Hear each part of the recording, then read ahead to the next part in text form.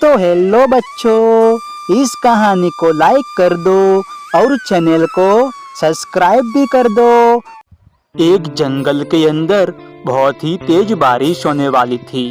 तभी जंगल के राजा शेर भाई ने कुछ पक्षियों को अपने पास में बुलाया और बोला, अरे कौवे भाई, मैंने तुमको इसलिए बुलाया है कि हमारे जंगल में लगातार 2 दिन तक बारिश रहने वाली है। तो जंगल के जितने भी पशु पक्षी है, इन सबको जागरूक कर दो कि हमारे जंगल में 2 दिन तक बारिश रहेगी। इसीलिए अपने खाने पीने का सामान सभी अपने अपने घरों में रख दें, ताकि आपको कोई भी परेशानी नहीं होगी। सुनिए सुनिए सुनिए, हमारे जंगल के राजा शेर भाई का आदेश है कि हमारे जंगल में लगातार 2 दिन तक बारिश होने वाली है। इसीलिए अपने खाने पीने का सामान अपने अपने घरों में रख दें।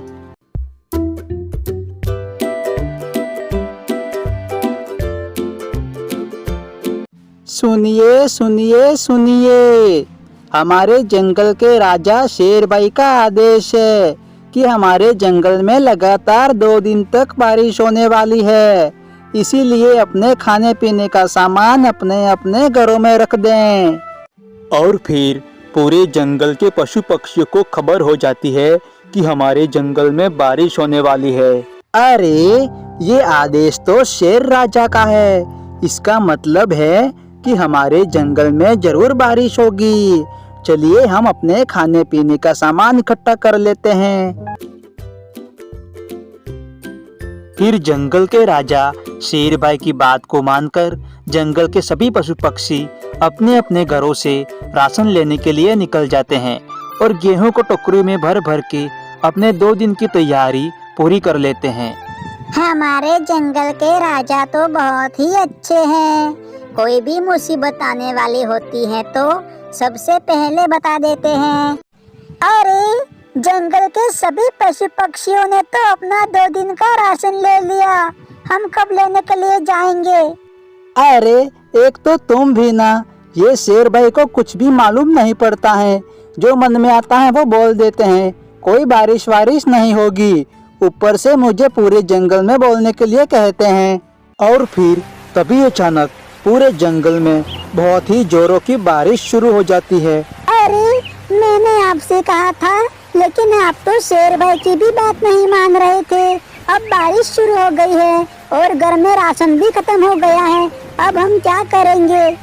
मैंने शेर भाई की बात ना मानकर बहुत ही बड़ी गलती कर दी है।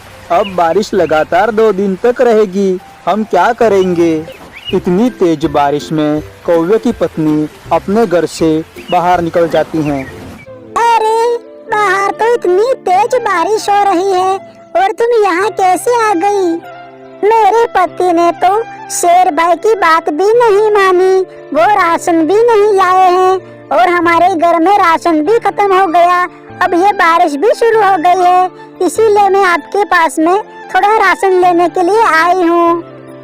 अरे बहन, तू चिंता मत कर, ये गेहूं की बड़ी टोकरी है, इसको तू ले जा। एक तो ये भी ना, इतनी तेज बारिश में कहाँ चली गई? अब मुझे ही इसको ढूंढने के लिए जाना पड़ेगा। कौवा इतनी तेज बारिश में अपनी पत्नी को ढूंढने के लिए अपने घर से निकल जाता है। अरे मैं जंगल में इतना दूर आ गया हूँ, फिर भी मुझे ये कहीं पर भी नजर नहीं आ रही है। पता नहीं ये कहाँ गई होगी। अरे मैं तो घर का राशन भी लेकर आ गई, पता नहीं अभी ये कहाँ गए होंगे।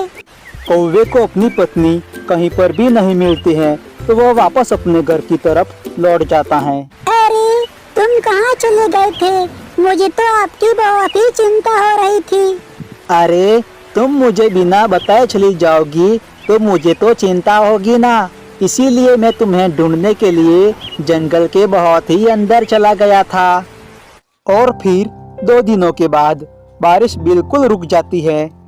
मुझे माफ कर देना, मैं तुम्हारी कोई भी बात को नहीं मानता हूँ, लेकिन आज के बाद मैं तुम्हारी हर बात को मानूंगा। अरे कोई बात नहीं, जो हुआ अच्छा ही हुआ। तो हेलो बच्चों, इस कहानी को लाइक कर दो और चैनल को सब्सक्राइब भी कर दो और इस वीडियो को अपने दोस्तों के पास में शेयर भी कर दो।